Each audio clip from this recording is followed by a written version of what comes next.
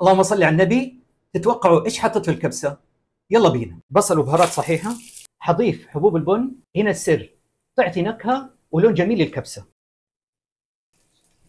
نضيف الدجاج، نقلبها على الجهه الثانيه، ملح وبهارات، معجون طماطم، ضروري يتشوح الدجاج تمام. نضيف عصير طماطم، نغطي وخليها تتسبك 5 دقائق.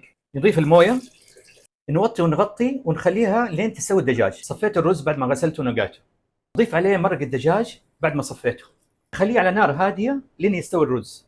معجون طماطم وشويه من مرق الدجاج وشويه زيت، ندهن فيها الدجاج، نحمرها في الفرن او القلايه الهوائيه. وجهزت يا سيدي. نقول بسم الله.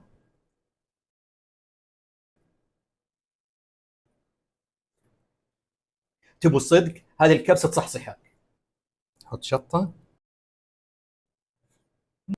الله اكبر.